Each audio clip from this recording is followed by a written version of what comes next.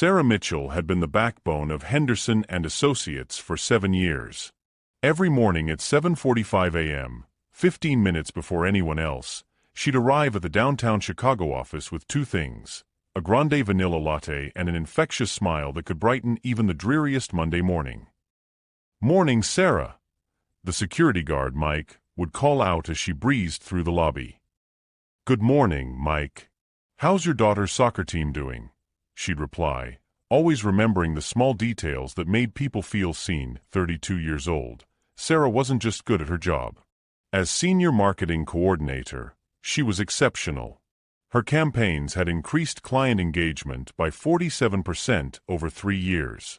She mentored junior staff members, volunteered to take on extra projects, and somehow managed to keep her cool during the chaos of product launches and tight deadlines.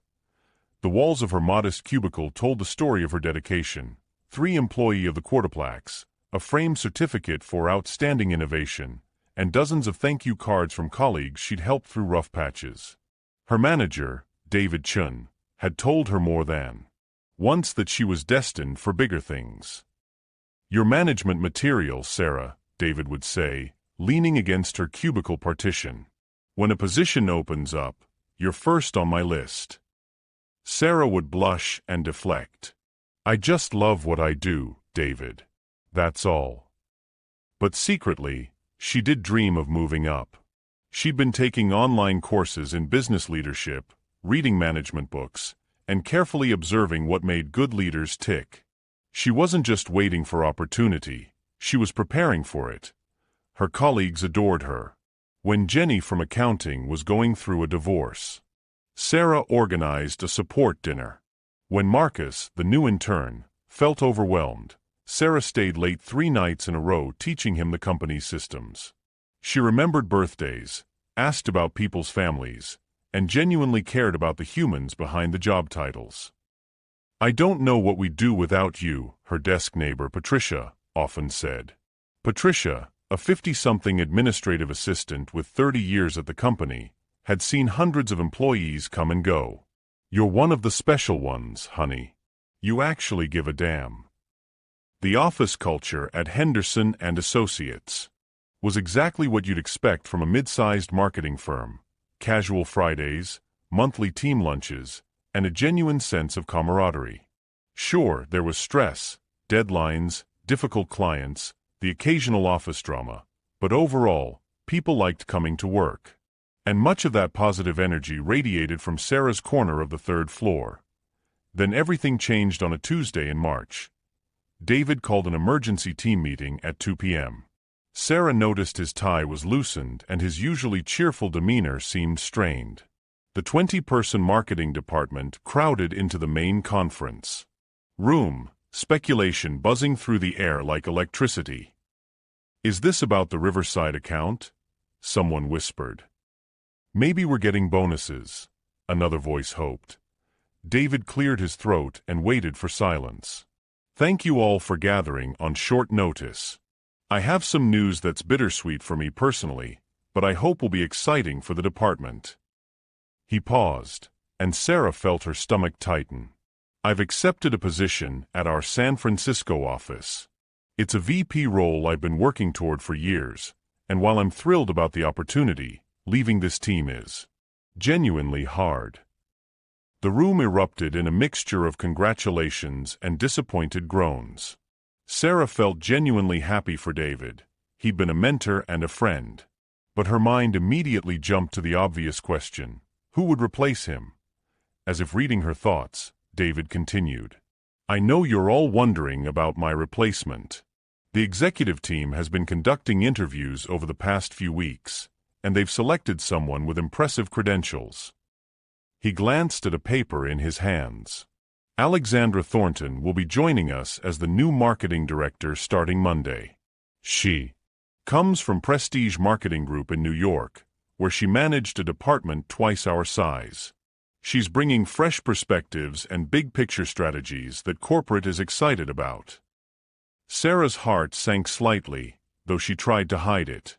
She'd secretly hoped they might promote from within, specifically, that they might promote her. She had the experience, the relationships, the track record. But she quickly pushed the disappointment aside. Maybe Alexandra would be great. Maybe she could learn from her. "I'm sure you'll all give Alexandra the warm Henderson welcome," David concluded. "I'll be here through the end of the month to ensure a smooth transition." After the meeting, Sarah returned to her desk and did what she always did when processing difficult emotions. She threw herself into work. She had a campaign proposal due by Friday, and excellence didn't take breaks for feelings. That evening, as she packed up to leave, Patricia rolled her chair over.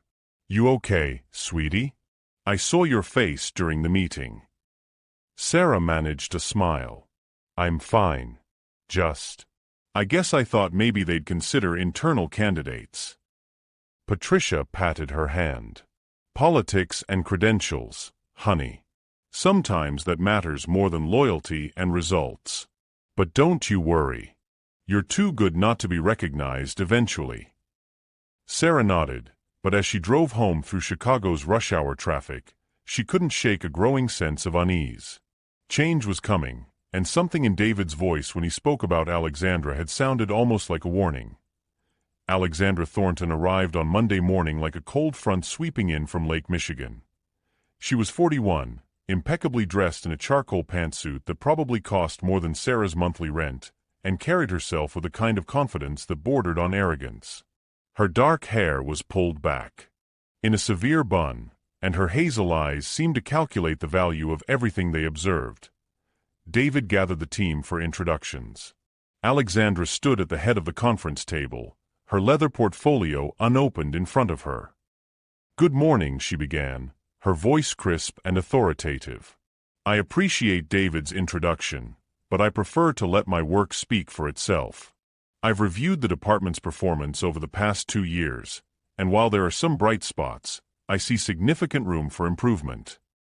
Sarah exchanged glances with Marcus. Significant room for improvement? They'd exceeded their goals 3 quarters in a row. Alexandra continued. "At Prestige, we had systems, accountability, metrics that actually mattered. I'll be implementing similar structures here. Expect changes, some small, some substantial.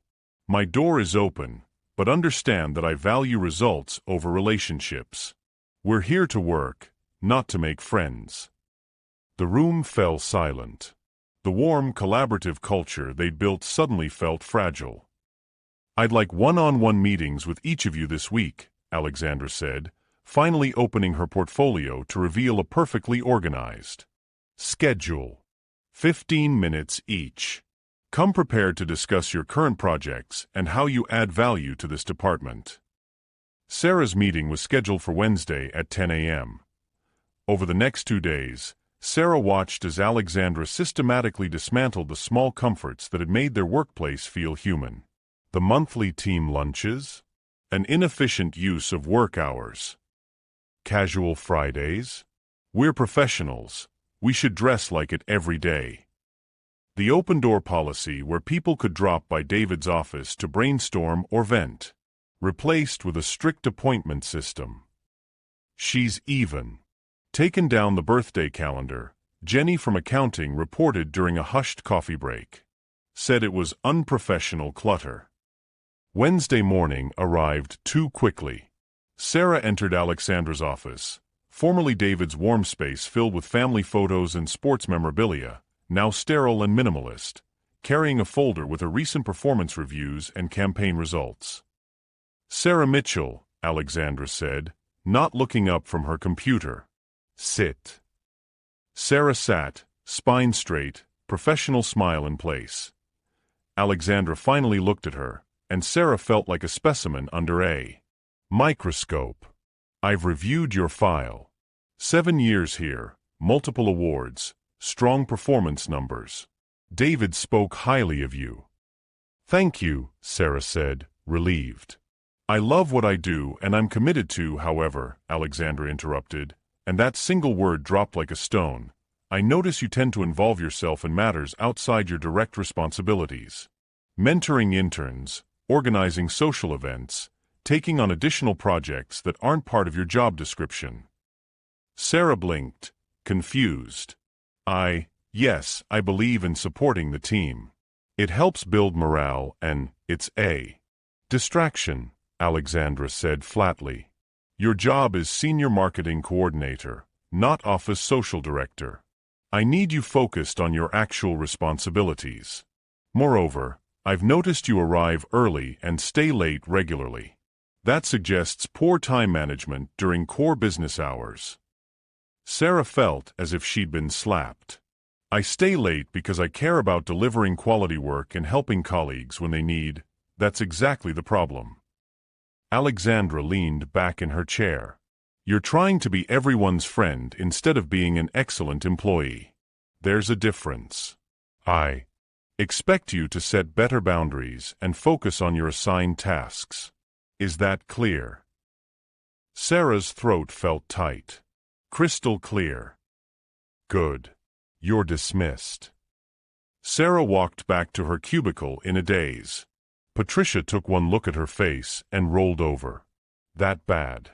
She basically criticized everything I thought made me a good employee, Sarah whispered, fighting back tears. Oh, honey, Patricia sighed.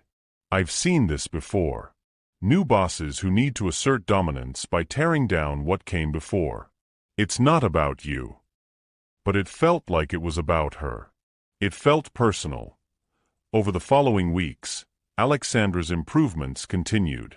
She implemented a new project. Management system that required extensive daily reporting, reports that took hours away from actual work. She instituted mandatory efficiency reviews where team members had to justify how they spent every hour of their day. But Sarah bore the brunt of Alexandra's scrutiny. When Sarah's campaign for their biggest client, Riverside Innovations, exceeded projections by 30%, Alexandra called her into her office. The Riverside campaign, Alexandra said, sliding a printed report across her desk. It performed well. Sarah waited for the but. It came. But you went over budget by 3%. In my previous position, that would have been grounds for a formal reprimand. The overage was approved by David before he left, Sarah explained, keeping her voice steady. The client requested additional deliverables, and the ROI more than justified. I don't care what David approved. Those were the old rules. Going forward, I expect you to stay within budget parameters. No exceptions. Every project became a minefield. When Sarah volunteered to help Marcus with a presentation, Alexandra accused her of not trusting her colleague's competence. When she arrived early to prepare for a client meeting, Alexandra suggested she was showing off to make others look bad. When she took 30 minutes to grab coffee with Jenny, who was struggling with her workload, Alexandra sent a formal email reminder about appropriate break times. The office culture transformed. People stopped chatting by the coffee machine. Laughter became rare. The energy shifted from collaborative to competitive as everyone scrambled to avoid Alexandra's criticism. She called me into her office for 20 minutes yesterday, Marcus confided to Sarah one afternoon, his usual enthusiasm deflated. Apparently, I used too many words in my emails. She said I should be more concise and direct, like her. I'm thinking about looking for another job. Don't leave because of her, Sarah urged, though she'd had the same thought herself multiple times. We can get through this. But she wasn't sure she believed it anymore. The breaking point came in May, during the quarterly review meeting. Alexandra presented the department's performance to the executive team, and Sarah was required to attend since several of the highlighted campaigns were hers. Alexandra clicked through her presentation, her tone clinical. As you can see, Q1 showed strong numbers across several key accounts. However, these results were achieved despite inefficiencies in our processes, not because of them. Moving forward, I've implemented systems that will improve productivity by at least 20%. Sarah watched as Alexandra presented her campaigns Sarah had poured her heart into, worked overtime on, collaborated with clients to perfect, without once mentioning Sarah's name. Every success was attributed to the department or our team efforts, or most galling, the new strategic approaches I've implemented. After the meeting, Tom Henderson, the CEO, pulled Sarah aside. "Great work on the Riverside campaign, Sarah. Alexandra tells me you're a solid performer."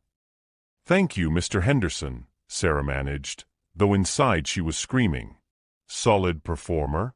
She'd been employee of the quarter 3 times. That night, Sarah sat in her apartment with a glass of wine and her laptop open to job search sites. She'd never quit a job before. She was loyal to a fault, her mother always said. But this was becoming unbearable. Her phone buzzed. A text from Patricia, Dawn. "Let her break you, honey. You're better than this." Sarah stared at the message for a long time. Was staying worth it? Was proving herself to someone who seemed determined to undervalue her worth the stress, the anxiety, the constant feeling that she wasn't good enough? She closed the laptop without applying to any jobs. Not yet. She'd give it a little longer. Maybe things would get better. They didn't. June brought a new low. Alexandra announced a reorganization of project assignments.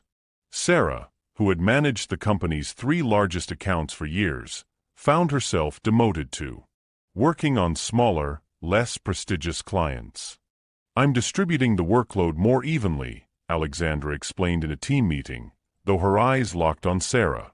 "Some people have been carrying too much responsibility, which isn't sustainable. We need redundancy." Bradley Thompson, a recently hired coordinator with barely 2 years of industry experience, was assigned to Riverside Innovations, Sarah's baby, the account she'd nurtured from a modest contract to the company's 2nd-largest source of revenue. "This is insane," Patricia fumed in the break room after the announcement. "Bradley's competent, but he doesn't have your history. With them, your understanding of their brand identity. This is going to blow up in Alexandra's face." Sarah wanted to agree, but she felt too hollowed out to care. She'd spent the morning fighting back tears, and she was exhausted from the constant battle to prove her worth. That afternoon, Bradley nervously approached her desk. "Hey, Sarah. I know this is awkward, but could you brief me on the Riverside account? I have a meeting with them next week, and I really don't want to screw this up." Sarah looked at the young man's anxious face and felt her anger deflate. This wasn't Bradley's fault. "Of course," she said. "Let's set up some time tomorrow." She spent 3 hours walking Bradley through everything: the client's preferences, their communication style, the history of their campaigns, the inside jokes and relationships she'd built. Bradley took notes frantically, clearly overwhelmed. "I don't know how you keep all this in your head," he admitted.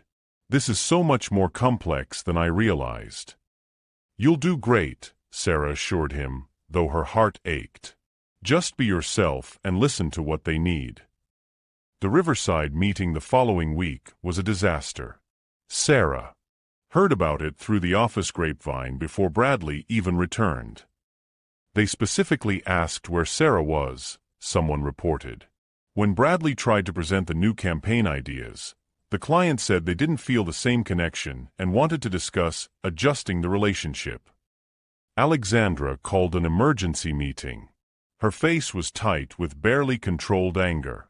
"The Riverside account is threatening to reduce their contract by 40%. This is unacceptable." "Bradley, what happened?" Bradley, pale and shaking, tried to explain.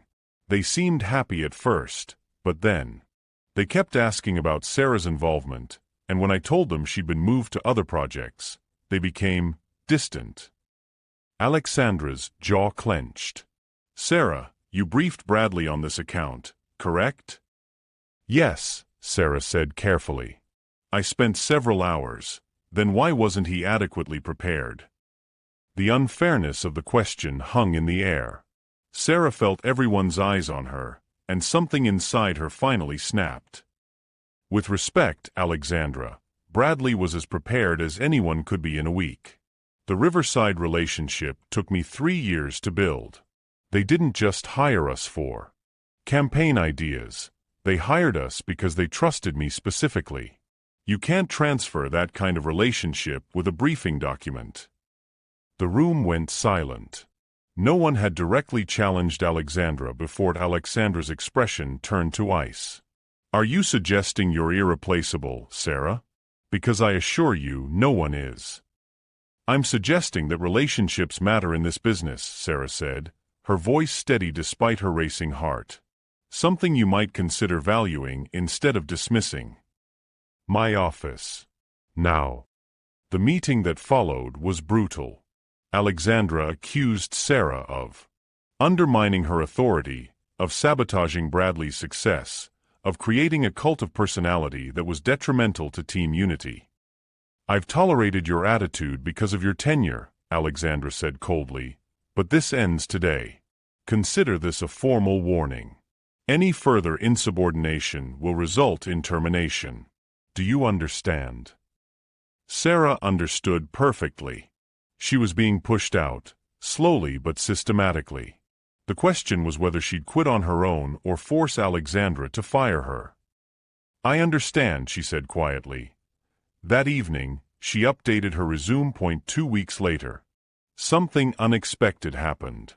Sarah was working late, not because Alexandra expected it, but because she'd taken on a small non-profit account pro bono, something she'd started before Alexandra arrived. The organization helped underprivileged kids access technology education, and Sarah couldn't bring herself to abandon them despite everything else falling apart. She was so absorbed in designing their campaign materials that she didn't hear footsteps approaching until a voice startled her. "You're here late." Sarah looked up to see Tom Henderson, the CEO, standing by her cubicle. He rarely ventured down to their floor. "Oh, Mr. Henderson." "Yes, I'm just finishing up a project." He glanced at her screen. "That's not a company client." Sarah's stomach dropped. "No, sir. It's a non-profit I've been helping. I do it on my own time, and it doesn't interfere." He held up a hand, and she saw he was smiling slightly. "Relax, Sarah. I know about TechReach Kids. My daughter volunteers there. They showed me the campaign materials you've been creating. Impressive work." "Thank you," she said, surprised. Tom pulled over a chair from an empty cubicle and sat down. "Can I ask you something? And I want an honest answer. How are things going with Alexandra?" Sarah hesitated. Every instinct screamed at her to be professional, to not complain about her boss to the CEO. But Tom's expression was genuinely concerned, and she was so tired of pretending. "Honestly, Mr. Henderson, it's been challenging. Our management styles are very different." "That's a diplomatic answer," Tom said. "Let me be more direct. I've noticed some changes in the department. Morale is down. We've had 3 people resign in 2 months. That's unprecedented for us. And Alexandra keeps talking about efficiency improvements, but I'm not seeing them reflected in the numbers. If anything, productivity has declined. What's really going on?" Sarah took a deep breath. She could play it safe, or she could tell the truth. She chose truth. She told him everything. The criticism of her work ethic, the stripping away of the collaborative culture, the way Alexandra took credit for others' work, the Riverside account situation. She tried to keep emotion out of it, sticking to facts and specific examples. Tom listened without interrupting, his expression growing increasingly troubled.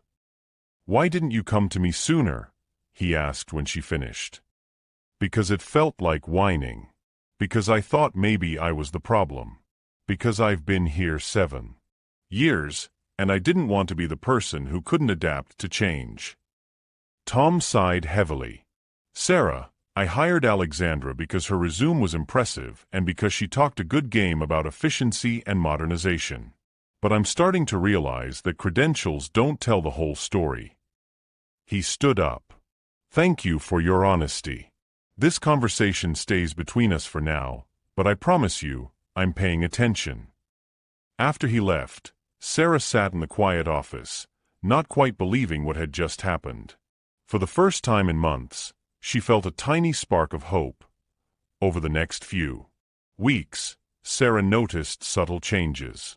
Tom started attending more department meetings, observing rather than participating. He dropped by with questions about specific projects, asking for details that made it clear he was comparing what team members said to what Alexandra reported. Alexandra seemed oblivious at first, too confident in her position to notice the scrutiny. But gradually, her demeanor shifted. She became more defensive in meetings, quicker to blame others when issues arose. The crisis point came in late July. The Riverside account, despite Bradley's best efforts and Sarah's behind-the-scenes coaching, decided to move 40% of their business to a competitor. It was a devastating blow, nearly $1 million in annual revenue. Alexandra called a department meeting and immediately went on the offensive. This loss is due to failure to execute on our strategic vision. Some people in this department have been more invested in maintaining old relationships than embracing new methodologies.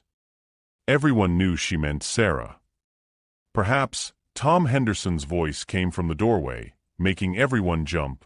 We should discuss the real reasons for this loss. He walked into the room and placed a folder on the conference table. I've spent the past month reviewing our account management practices, and I've discovered some interesting patterns. Alexandra's face paled slightly. Tom, I'm not sure this is the appropriate venue. I think it's exactly the right venue, Tom said firmly. I've spoken with several of our major clients over the past few weeks. Do you know what they told me? They miss the personal touch. They miss feeling like they're working with people who understand their businesses, not just project managers checking boxes on efficiency. Reports. He opened the folder and pulled out printed emails. The Riverside team specifically mentioned that they felt their new account coordinator, while competent, didn't have the intuitive understanding of their brand that they'd come to rely on. They asked multiple times if Sarah could be brought back onto their account. Those requests were never passed along to me. Alexandra's expression tightened. I made a strategic decision about resource allocation. You made a decision that cost us $1 million annually, Tom interrupted. And it's not the only one. 3 other clients have expressed similar concerns. Our employee retention has plummeted. And when I dug into your efficiency improvements, I found that they've actually increased administrative overhead by 30% while decreasing actual productive output. The room was dead silent. Sarah felt like she couldn't breathe. But most troubling, Tom continued, his voice taking on an edge Sarah had never heard before, is the pattern of taking credit for others' work and systematically undermining our most valuable employees. Sarah Mitchell's campaigns have generated more revenue for this company than any other coordinator, before or after your arrival. Yet you've done everything possible to diminish her contributions. Alexandra stood abruptly. I won't sit here and be attacked based on the complaints of someone who can't handle modern management practices. Sit down. Tom's voice was quiet but carried absolute authority. Alexandra Saturday. Here's what's going to happen, Tom said. We're going to have a private conversation in my office. And then we're going to determine the best path forward for this department and this company. He looked around the room at the shocked faces. The rest of you, take the afternoon off. Paid. Go home, decompress. We'll regroup tomorrow. As people filed out in stunned silence, Tom caught Sarah's eye and gave her a small nod. The next morning, Sarah arrived at work with no idea what to expect. The office buzzed with speculation. Some people thought Alexandra had been fired. Others thought she'd resigned. A few worried that the entire department was being restructured and layoffs were coming. 10 a.m. Everyone was called to the main conference room. Tom Henderson stood at the head of the table, but surprisingly, so did Alexandra. Though she looked diminished somehow, her usual aggressive confidence replaced with something more subdued. Thank you all for coming, Tom began. I know yesterday was unsettling, and you deserve clarity. After extensive discussions and review, some changes are being made. Here it comes, Sarah thought. Alexandra's fired, and they're promoting someone else. Alexandra will be transitioning out of the marketing director role, Tom confirmed, and there were audible gasps. However, this transition is happening in a way I didn't expect, and it's taught me something important about assumptions and second chances. He gestured to Alexandra, who stood slowly. Her hands were shaking slightly. "I owe all of you an apology," Alexandra said, her voice lacking its usual steel. "Particularly Sarah. Yesterday, Tom confronted me with evidence of my leadership failures, and my first instinct was to defend myself, to blame circumstances, to maintain my position at any cost." She paused, visibly struggling. "But when I got home and really reflected, I realized I'd become someone I never wanted to be." Sarah watched, stunned, as tears formed in Alexandra's eyes. "5 years ago, I was in Sarah's position," Alexandra continued. "I was the beloved employee everyone counted on. Then I got promoted to management at Prestige, and I had a boss who was—" She laughed bitterly. "Well, exactly like I've been to all of you. Hypercritical, credit-stealing, treating people like production units instead of humans. I told myself I'd never be like her." She wiped her eyes. "But somewhere along the way, I absorbed all the wrong lessons. I thought being a strong leader meant being hard. I thought efficiency mattered more than relationships. I thought showing vulnerability was weakness. And I was so focused on proving myself in this new role that I became exactly what I'd hated." The room was absolutely silent. Sarah felt her own eyes stinging. "Tom gave me a choice yesterday," Alexandra said. "Accept responsibility and make real changes, or leave with a severance package and a bland reference letter. The old me would have taken the severance, moved to another company, and repeated the same patterns." She looked directly at Sarah. "But I don't want to be that person anymore." Tom spoke up. "Alexandra has agreed to step back from the director role and work with an executive coach on leadership development. She'll be taking a 6-month sabbatical, partially paid, to focus on that growth. When and if she returns, it will be in a different capacity, and only if she demonstrates genuine change." He turned to Sarah. "Which brings me to you, Sarah. I'd like to offer you the position of interim marketing director, with the opportunity to make it permanent after 6 months. I know this is sudden, and I know you might have mixed feelings, given everything that's happened. But the truth is, you've been leading this team informally for years.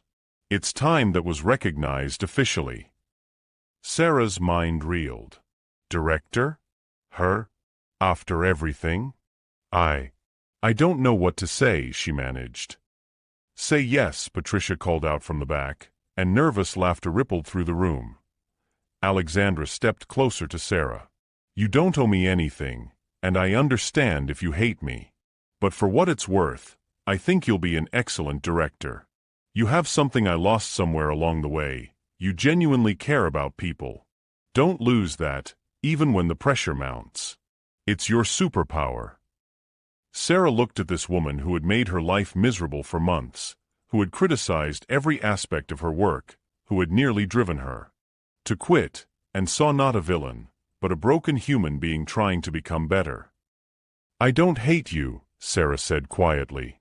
I hope your coaching works. I hope you find your way back to the person you wanted to be."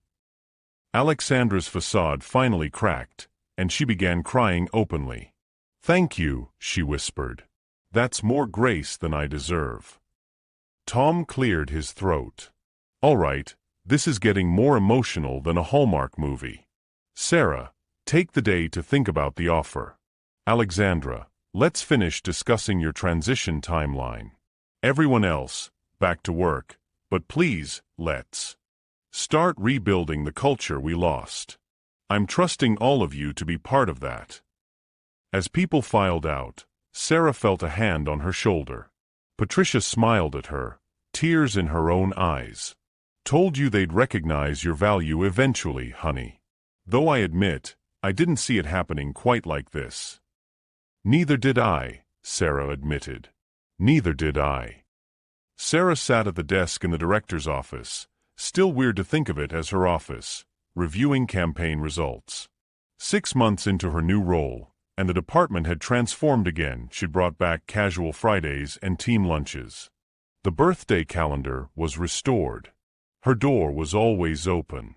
But she'd also kept some of Alexandra's changes, the project management system, modified to be less burdensome, the focus on measurable results, the professional development programs.